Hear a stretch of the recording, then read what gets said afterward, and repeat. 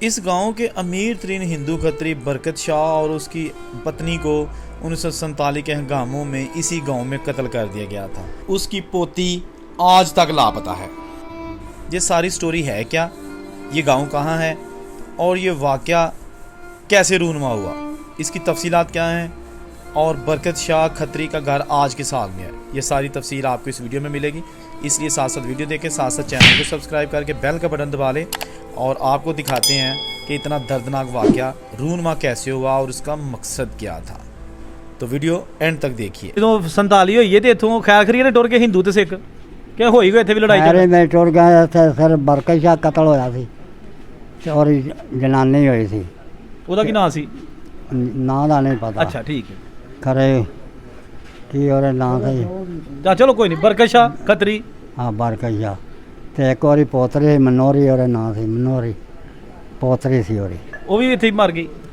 वो ओरा तुहानू दसना ना, ओरा मुंडा आया है उतों अलीपुरों, ओरे ਨਾਂ सी देसराज, बरकत शाह का मुंडा ते जवान वो एडा सी, उन्होंने बलम बम मारी सी बंद में ते बलम वे टुटदी एडा चरबिया जवान सी। ਉਹਦਾ ਬਰਕਤ ਸ਼ਾਹ ਦਾ ਮੁੰਡਾ हाँ ਦੇਸਰਾਜ। देसराज और एक कुड़ी सी ते वो मुरजे वाले बरकत शाह भी मारिया गया ना, बन्ने गए ते नाली ते मारन लग पाए, बंदे मार छड़े उन्हें, जनानी और मार छड़े उन्हें हैं ते वो मार छड़े उन्हें ते वो जड़ी पोतरी और बेला उदों दा आ बेला बुच बड़े सन। वो पोतरी दी बुच्चां च वड़ गई है, पोतरी छोटी जी जिवें बच्चे 18-10 ਸਾਲਾਂ ਦੀ। हाँ इन्नी को मोड़ नहीं ओरा पता लगा मर गई है या नहीं, वो अगों नहीं पता ਕੀ लगा। ਨਾਂ ਸੀ ਉਹਦਾ? और ना खरे मनोरी सी। ਮਨੋਰੀ। ਅੱਛਾ ਉਹ ਬੇਲੇ 'ਚ ਵੜ ਗਈ, ਜੰਗਲ 'ਚ ਵੜ ਗਈ, जंगल में वड़ ਅੱਜ गई ਤੱਕ तो ਨਹੀਂ ਪਤਾ। नहीं पता लगा ते मर गई ते ऐरा करके ते खस्ताल तो मुड़ो बरकत शाह ते मुड़ मार छड़े नारे सट्टे उन्हें ते पूरा महीना उत्थे एक बोर्ड सी ओरे नाल ही अड़िया रहा, महीना अड़िया नारे दे विच बोर्ड सी ओरे नाल ही अड़िया। ਤੇ ਮਾਰਿਆ ਕਿੰਨਾ? ਬਾਹਰ ਦਿਆਂ ਨੇ, ਜੱਥਿਆਂ ਨੇ ਕਿ ਪਿੰਡ ਦਿਆਂ ਨੇ? कलियां दे कोट दा सी, एक मां जाना पलेज जा बंदा सी, खरे की सी और दुच्छा सी करके वो मारिया बलबना। ਬੁੱਢੀ ਵੀ ਮਾਰ ਛੜੀ, ਉਹਨੂੰ ਵੀ ਮਾਰ ਛੜੀ। उन्हें मार छड़िया ते बुढ़े तो देसरा ने दस बल मारे विच टुट गए, उन्हें मार छड़िया। एक और भरा सी वो ते अलीपुर इन्हां जाना सी ते कट्ठियां जाना सी ताण, वो जड़ा इथों लंघन लगा लारे ते उत्ते बोर्ड सी, वो बोर्ड नाल लगा ते वो भी बेचारा इत्थे ही मर गया। ਕੀ ਨਾਂ ਹੈ ਤੁਹਾਡਾ? मेरा नाम जियाउन बशक ਤੇ ਤੁਹਾਡੇ ਵਾਲਦ ਸਾਹਿਬ ਦਾ ਨਾਂ? अली मामू, ਦਾਦਾ ਜੀ ਦਾ ਨਾਂ? दादा का नाम आला बश। ਤੇ ਇਹ ਪਿੰਡ ਕਿਹੜਾ ਹੈ? ये पिंड झट्टां वाली, ਜ਼ਿਲ੍ਹਾ ਤਹਿਸੀਲ? जिला कुजरा तहसील वजीराबाद, ਇਹ ਪਿੰਡ ਜਿਹੜਾ ਹੈ- थाना चंग अलीपुर। ਠੀਕ ਹੋ ਗਿਆ। ਤੇ ਜਦੋਂ 47 ਦੀ ਵੰਡ ਹੋਈ ਕਿੰਨੀ ਕੁ ਉਮਰ ਸੀ ਤੁਹਾਡੀ? उदो मेरी उम्र साजे मेरे तो कुछ 48 को साल होनी है। ਵਾਹ ਜੀ ਵਾਹ। ਦਾੜੀ ਮੁੱਛਾਂ? खैरी मेरी सन नहीं मुंडिया हाँ मुंडा सब बुढ़े हो गए। ਅੱਛਾ ਠੀਕ ਹੋ ਗਿਆ। ਤੇ ਮੈਨੂੰ ਇਹ ਦੱਸੋ ਕਿ ਚਾਚਾ ਜੀ सन उन्हीं का जम जे। 19 ਦਾ हाँ जी, ਤੇ 47 ਸਾਲ ਵਿੱਚ ਤੁਹਾਡੀ ਉਮਰ ਹੋ ਗਈ। 3 साल थे, 1 साल 3 साल। ਵਾਹ ਜੀ ਵਾਹ। ਚਾਚੇ ਹੋਰੀ ਕਹਿ ਰਹੇ ਜੀ ਮੇਰੀ ਪੈਦਾਇਸ਼ 1900। हाँ ਅੱਛਾ ਮੈਨੂੰ ਇਹ ਦੱਸੋ ਹਾਂ। ਕਿ ਇਹ ਪਿੰਡ 47 ਤੋਂ ਪਹਿਲਾਂ ਕਿਹੜੇ ਕਿਹੜੇ ਇੱਥੇ ਰਹਿੰਦੇ ਹੁੰਦੇ ਸਨ ਲੋਕ, ਮਤਲਬ ਕਿਹੜੇ ਕਿਹੜੇ ਧਰਮ ਦੇ? ये तेरे दे सन हिंदू ते मुसलमान, सारा ते सिख सन, ये 3 कौमां सन जाम और कमी करे। ਤੇ ਹਿੰਦੂ ਕਿਹੜਾ ਕੋਈ ਸਿਰ ਕੱਢਵਾ ਸੀ ਇੱਥੇ? हिंदू जड़ा सी, हिंदू ते इत्थे 2 किराए 3 घर सन, दूले शाह ते बरकत शाह ते शाह श्री राम ते उदों मेला राम, ये 4 घर। ਤੇ ਘਰ ਇਹਨਾਂ ਦੇ ਵੱਡੇ ਸਨ? ये वड्डे सन घर, पिंड पिंड बहुत बेरे इन्हों का ही थे, कई हिंदू जो सन ते मोटे घर ही सन। ਕੰਮ ਕੀ ਸੀ ਇਹਨਾਂ ਦਾ? काम इन्हों का लोगों का ब्याज ला ते जो कुछ इन्हों का हिंदुओं का काम सी। ठीक हो गया। हाँ दोस्तों ये आगे हम उस गांव में जिसका नाम है जटां वाली और इसका 1947 का जब वक्त था वो ज़िला गुजरांवाला और तहसील वज़ीराबाद थी, लेकिन अब इसका ज़िला वज़ीराबाद बन चुका है।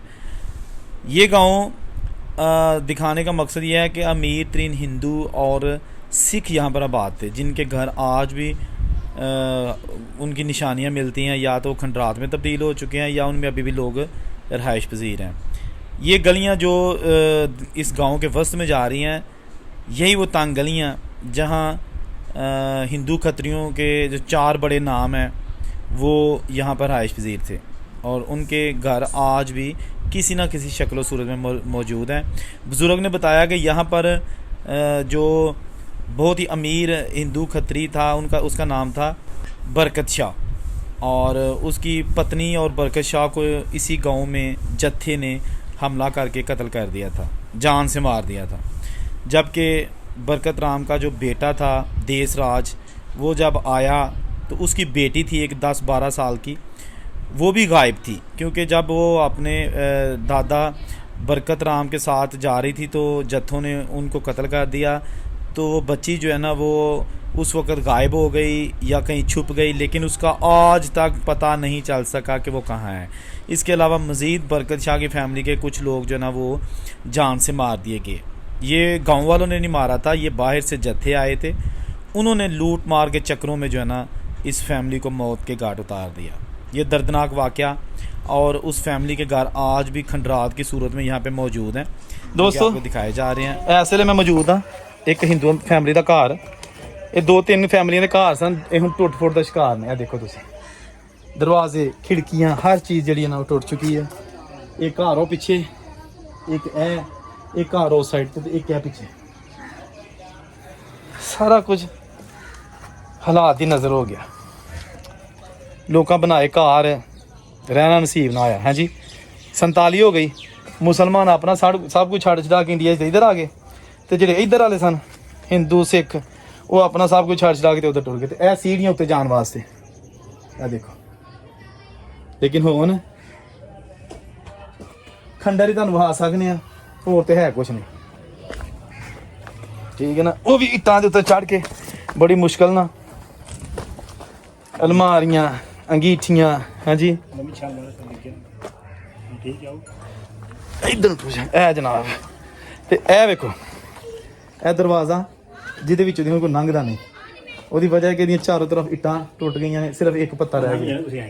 तो जनाब तुसीं लंघो, ਇਹ देखो जिथों कदी ये फैमिली गुजरदी सी 47 ਤੋਂ ਪਹਿਲਾਂ। हाँ ਇਹਦੇ ਜਿਹੜੇ ਦੀਵਾਰਾਂ। ਅੱਛਾ ਇੱਕ ਚੀਜ਼ ਹੈ ਦੇਖੋ, ਇਹ ਲਿਖਿਆ ਜੀ SRGC, ਇਹ ਡੈਫੀਨਿਟਲੀ ਹੋਏਗਾ ਸਰਦਾਰ, ਇਹ ਕੋਈ ਉਹਨਾਂ ਦਾ ਨਾਮ ਲਿਖਿਆ ਹੋਏਗਾ ਜਿਹਦਾ ਭੱਠਾ ਸੀ, ਹੈ ਨਾ, ਇੱਟਾਂ ਦੇ ਉੱਤੇ ਲਿਖਿਆ SRDC। ਤੇ ਇਹ ਜਨਾਬ ਜਿਹੜਾ ਮੈਂ ਤੁਹਾਨੂੰ ਕਹਿ ਰਿਹਾ ਸਾਂ ਜੰਦਰਾ, ਹਾਂਜੀ ਮਾਏ ਬੂਆ ਮਾਰ ਲੈ ਟੁੱਟ ਚੱਲੀ। ਕਿੱਥੇ ਗਏ ਲੋਕ, ਹਾਂਜੀ ਜਿਹੜੇ ਆ ਦੇਖੋ ਪਿੱਛੇ ਪੂਰਾ ਕੰਪਲੈਕਸ ਦਿਖਾਇਆ ਜਾ ਰਿਹਾ ਪਿੰਡ ਜੱਟਾਂ ਵਾਲੀ, ਤਹਿਸੀਲ ਤੇ ਜ਼ਿਲ੍ਹਾ ਵਜ਼ੀਰਾਬਾਦ, ਤਹਿਸੀਲ ਅਲੀਪੁਰ ਚੱਠਾ ਅੱਜ ਕੱਲ੍ਹ, ਠੀਕ ਹੈ ਜੀ। ਦੋਸਤੋ ਨਾਲ ਵੀਡੀਓ ਦੇਖੋ, ਨਾਲ ਚੈਨਲ ਜ਼ਰੂਰ ਸਬਸਕ੍ਰਾਈਬ ਕਰੋ ਤਾਂ ਕਿ ਮੈਨੂੰ ਤੁਹਾਡੇ ਨਾਲ ਹੌਸਲਾ ਅਫਜ਼ਾਈ ਹੋ ਸਕੇ। ਬੜੀ ਗਰਮੀ 'ਚ ਵੀਡੀਓ ਬਣਾਈ ਜਾ ਰਹੀ ਹੈ। ਇਹ ਦੇਖੋ ਨਾ ਇਹਦੀਆਂ ਗਲੀਆਂ, ਇਹ ਦੇਖੋ ਦਰਵਾਜ਼ੇ ਜਿਹੜਾ ਤੁਹਾਨੂੰ ਅੰਦਰੋਂ ਦਿਖਾਇਆ, ਖਿੜਕੀਆਂ, ਸਭ ਕੁਝ ਜਿਹੜਾ ਨਾ ਖਤਮ ਹੋ ਗਿਆ। ਕੋਈ ਨਹੀਂ ਇਹ ਗੱਲ, ਇਹ ਨਾ ਜੀ ਕੋਈ ਲਾਲਾ ਅਮਰਨਾਥ ਹੋਏਗਾ ਜਾਂ ਕੋਈ ਇਸ ਤਰ੍ਹਾਂ ਦਾ ਨਾਂ ਜਿਹਦਾ ਘਰ ਹੈ, ਲੇਕਿਨ ਹੁਣ ਉਹ ਵੀ ਪਤਾ ਨਹੀਂ ਆ ਗਿਆ ਪਿੱਛੇ ਤੋਂ ਢੇਰ ਹੋ ਗਿਆ। ਇਹ ਜਨਾਬ ਦੇਖੋ ਤੁਸੀਂ, ਇਹ ਗਲੀ ਜਿਹੜਾ ਘਰ ਤੁਹਾਨੂੰ ਵਿਖਾਇਆ, ਤੇ ਇਹ ਦੇਖੋ ਇਹਦਾ ਖੋਲਾ।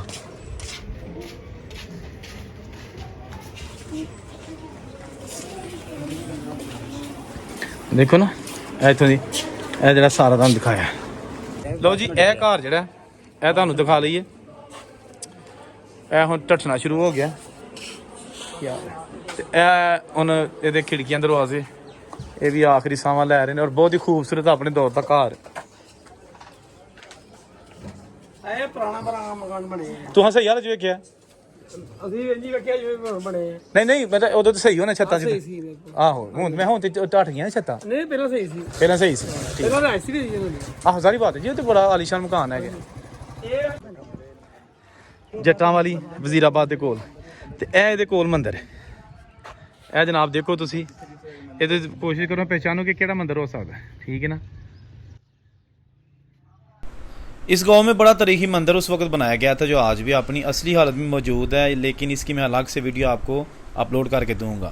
बुज़ुर्गों ने ये बड़ा दर्दनाक वाक़या सुनाया और हिंदू फैमिली को कैसे यहाँ पे कत्ल किया गया। इसके साथ साथ इन बुज़ुर्गों ने ये भी बताया कि कौन कौन से अमीर तरीन सिख यहाँ से 1947 को चले गए और कौन सी फैमिली यहाँ रह गई और मुसलमान हो गई, वो हम आपको अगले पार्ट में दिखाएंगे। तो देखते रहिए मीडिया टॉप और चैनल को सब्सक्राइब करके बेल का बटन दबा दीजिएगा ताकि मेरी अगली वीडियो भी आप तक फौरी तौर पर पहुँच जाए। अपना ख्याल रखिएगा। अल्लाह हाफिज़।